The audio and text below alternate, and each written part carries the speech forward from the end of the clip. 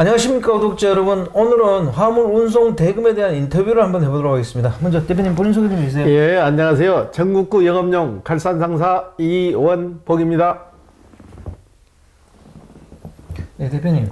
예. 경기가 안 좋아지면서 화물 운송 대금 못 받는 경우가 있다는데 이게 사실이에요? 예, 그런 분들이 종종 있어가지고 저희하고도 통화를 많이 하고 저희 사무실로도 좀 찾아오시거든요. 이분들이 참 딱해요. 일은 열심히 해주고 했는데 돈을 못 받는다는 거는 진짜 큰 문제예요. 이분들이 주전사 오다를 받다든가 뭐 콜 오다를 받아가면은 일단 수수료도 나가잖아요. 네네. 수수료도 나가는데 수수료도 개인 돈을 내던 거잖아요. 근데 거기서 운반비까지 못 받으면 얼마나 더 고심이 크겠냐고. 우리나라 국회의원님들도 많고 그러는데 이런 거나 좀 시정해 줬으면 쓰겠어요. 화물 하시는 분들 굉장히 힘들다고 말로만 하지 말고 이런 못 받는 돈을 받아주는 건 체계적인 뭐 법을 좀 개정해 줬으면 쓰겠어요. 네. 국회의원 선거도 얼마 안 남았는데 그런 거 좀 해줬으면 쓰겠어요. 네네. 대표님, 그러면 예. 진짜 운송 대금 못 받았을 때 받는 방법 그것 좀 알려주시죠. 일단은 가장 기본적인 거예요. 일을 했으면은 내가 물건을 인천에서 서울까지 운반했다. 네. 그러면 그 돈을 받는 게 당연한 거고 네. 오다를 준 사람은 주는 게 당연한 거죠. 네네. 그런데 이거를 한계점이 애매하다는 얘기예요. 쉽게 말해서 이러는 방법이 있으면 신용이라는 게 있어요. 신용은 이제 외상이죠. 외상으로 가는 거, 착불, 현재 도착해서 받는 거, 선불, 실면서 주는 거 여러 종류가 있는데 이제 신용이 제일 문제죠. 착불이나 신용이. 신용은 그래도 주선사에서 책임을 진다고. 주선사에서 자기네 걸 오다를 줘서 가기 때문에 주선사에서 책임을 져서 어느 정도는 받을 수 있는데 착불로 가는 거. 착불로 가는 거에서 그런 마찰이 종종 생기더라고요. 네네. 착불로 갔는데 현재 도착해서 물건은 내려놨는데 돈은 계좌로 입금해 줄게요. 그러면 그 말 믿고 오시잖아. 오면은 바로 넣어주면 그런 문제가 안 생기는데 나중에는 이제 전화를 해야 된다고. 네. 왜 운반비 안 넣어주세요? 그러면 전화를 한 번, 두 번은 받아. 넣어줄게요. 나중에는 전화를 자체를 안 받아버린다고. 네. 이게 이제 문제가 되는데 이걸 해결할 수 있는 방법은 차량을 움직여서 물건 실는 곳에 오다. 네. 오다가 이제 송장이 있을 거예요. 네네. 송장을 꼭 복사를 뜨시고, 네. 일단은 물건을 싣기 전에 주선사에서나 어디서나 물건을 얘기할 거예요. 이거는 착불입니다. 가서 받으세요. 그러면 이제 목적지에 도착했잖아요. 목적지에 도착하면은 담당자. 일반 그 건설 현장이나 이런 데 가면 담당자가 별도로 없어요. 네. 책임을 질 수 있는 사람한테 사인을 받으란 얘기죠. 송장을 받아서 그것도 첨부해서 뱅킹을 해달라고 했을 때 뱅킹이 안 되잖아요. 네.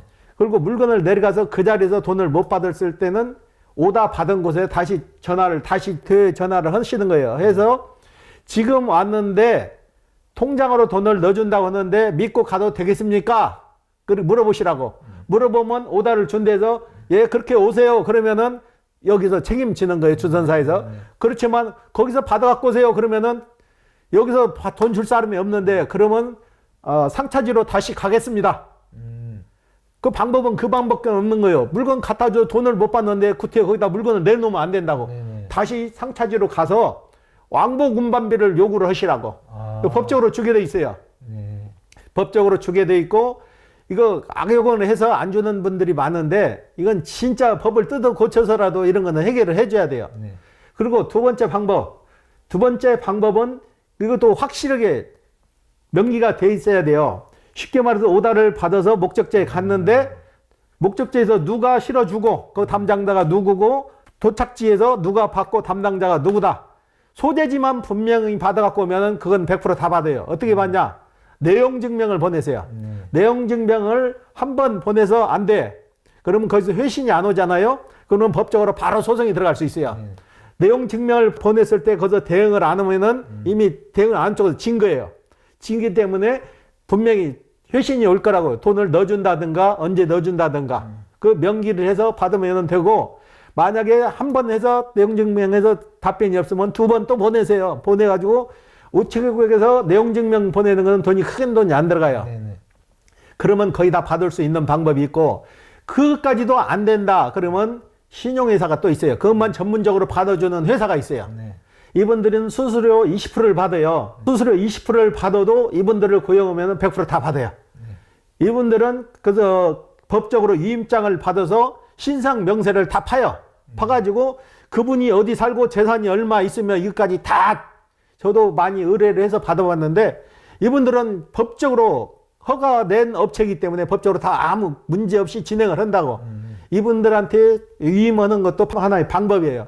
거의 다 받을 수가 있어요. 근데 이제 비용이 좀 들어가니까 그게 문제인데 개인 택시 같은 경우는 손님을 모시고 가다가 손님이 돈이 없다, 뱅청을 해준다. 그러면은 개인 택시 기사분들은 그냥 거의 포기를 해요. 손님하고 싸우기 싫고 마찰이 싫으니까 얼른 내려주고 가서 다른 손님 모셔갖고 그 반가 일을 하고 경찰서로 이분을 데리고 가면 2시간, 3시간 일을 못 하잖아. 네. 그러니까 그냥 그걸 포기하고 다른 일은 하지만은 화물은 그게 아니잖아. 화물은 일단 움직이면 그래도 몇만 원이잖아요.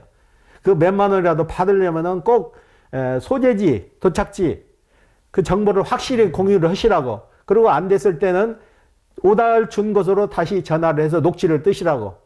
여기다 내려놓고 돈을 안 주는데 그래도 내려놓고 갈까요? 그러면 오다 준 사람이 그렇게 하세요. 그러면은 오다 준 사람이 배상을 하게 돼 있어요, 법적으로.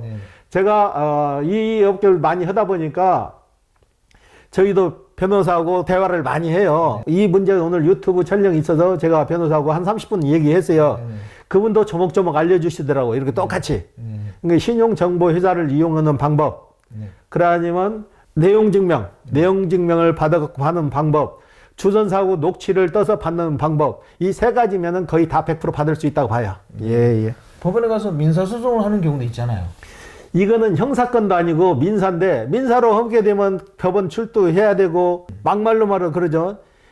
헛주 목적지 물건 받은 사람 연맥이려고 하면 가서 그것도 방법이에요. 전화 10번 20번 해도 돈 못 받았을 때는 아주 같이 골탕을 먹일 방법은 어차피 가서 민사로 고소하면 그 사람은 출두를 해야 돼요. 조세 답변을 해야 돼. 그 사람이 답변하기 귀찮으니까 돈 주실 거예요. 근데 그렇게까지 가시면 서로가 감정 상하니까 일단 내용 증명이 우선은 최고 방법인 것 같아요. 변호사분도 그 내용 증명을 제일 권하더라고. 예. 물건을 가지고 도착지에 갔을 때 물건을 인계하는 경우가 있잖아요. 인계할 때 그 회사 인수자를 좀 정확히 해야 된다면서요? 누군지 알아야 내용 증명을 보낼 거 아니에요. 그러니까 명함을 받든지 인수자가 누군가를 확실하게 알고 와야 추후에 보상을 받을 방법이 생긴다는 거죠. 일단 이러는 분 아무한테나 주고 오면은 그분 모른다 그러면 누구를 상대로 소송을 하고 누구를 상대로 내용 증명을 보낼 수가 없잖아요. 명시를 분명히 명함이라도 꼭 받아오면은 편하죠. 실는 데서도 명함 받고 내리는 데서도 명함 받고. 예. 대표님도 화물 일을 하셨잖아요. 예. 그때 못 받은 경우가 있었어요? 저희도 그 3.5톤을 제가 화물할 때 저는 조경수를 많이 실어 날렸어요. 아파트 보면은 조경나무 많이 실잖아요. 이런 데는 단골로 이러다 보면 거의 한 달 결제예요. 한 달 결제였는데 여기도 법인인데 부도가 나버렸어요. 부도가 나가지고 돈을 한 푼도 못 받게 됐는데 그분 개인으로 된 승용차가 있었어요. 그래가지고 제가 이 얘기를 했어요. 당신네 일을 내가 이만큼 해줬는데 당신 망했다고 이건 안 주면 도리가 아니지 않냐. 그분은 그래도 양심이 있는 분이라 그러면 내 차라도 팔아갖고 어떻게 보태세요. 그래갖고 제가 차키 받아와가지고 그걸 팔아가지고 반가이는 했어요. 절반 정도는 찾았는데 그런 분도 있는데 땡겨먹으러 나오는 사람도 많죠. 예. 악덕업체는 화물 운송하고 나면 미리 전화해가지고 언제쯤 주겠다 미안하다 막 이러면서 차일피일 미룬다는데 이거는 형사고소를 피하려고 하는 거죠. 그렇죠. 이건 민사니까 그래서 녹취를 떠놓을 수 있으면 좋다는 게 그거예요. 녹취를 떠놓으면은 나중에 내용 증명이라도 보낼 때 편하잖아요. 녹취 내가 몇 번 통화했는데도 계속 차일피일 미루고 돈을 미루어서 안 주더라. 그렇다고 그 돈 받자고 뭐 폭력배를 보내서 강제로 받을 수는 없는 거 아니에요. 똑같은 사람 되는 거니까. 예. 그리고 뭐 화물 운송 대금 못 받았다고 밤에 계속 전화하거나 또는 새벽에 전화하는 거 이것도 잘못하면 형사고소 당할 수 있다. 역으로 그렇죠. 지금 우리나라 그러잖아요. 내가 채권을 많이 져가지고 빚졌는데 상대방이 몇 시 이후에는 전화하지 말고 아침에도 전화를 못 오게 하잖아요. 법에서 그걸 또 보호를 해주잖아요. 이게 우리나라 법이 어떻게 보면 좋은 점도 있지만 나쁜 점도 있다고. 이런 거 운반하고 운반비 못 받는 거 왜 그거 받을 수 있는 법은 없냐고요. 그런 법도 좀 만들어줘야 될까요? 교통부에서는 뭐냐고요. 쓸데없는 것 가지고 탁상 공론만 하지 말고 실질적으로 기사편에 의해서 그런 거나 좀 정리해 줬으면 쓰겠어요. 네. 제도화 시켜가지고. 네. 예. 주선사 오더에서도 화물 운송 대금 못 받는 경우가 있네요. 있는데 그건 거의 다 주선사에서 책임을 져요. 네. 예, 그건 큰 걱정을 안 하셔도 되는데 주선사 오다가 아니고 일반 오다에서 그런 게 많죠. 네. 예. 그럼 오더를 딱 봤을 때 이게 화물 운송 미지급이 일어날 가능성이 있다 이렇게 판단할 수 있는 게 있을까요? 일단은 송탁을 보면은 답이 나오잖아요. 착불, 네. 신용, 네. 실는 데서 돈을 받으면 그런 문제가 없지만은 도착지에서 돈을 받을 경우에는 돈 줄 사람이 없으면 그게 문제가 되는 거예요. 네. 예. 화물 운송하시려고 하는 분들이 운송 대금 미지급을 상당히 걱정하시는 것 같더라고. 거기에 대해서 대표님 조언 한번 해주십시오. 일단은 너무 당황하지 마시고 그렇다고 날마다 거기에 매여서 전화하기도 그렇잖아요. 그러니까 제가 서두에도 말씀드렸다시피 전화할 때마다 녹취를 뜨시든지 명함을 받으시라고 물건 실는 곳 하차지 명함을 받아서 그분한테 내용 증명을 보내면 100% 다 받을 수 있으니까 그 제도를 많이 활용하시면 될 것 같아요. 예. 네. 오늘 인터뷰 감사드립니다. 예.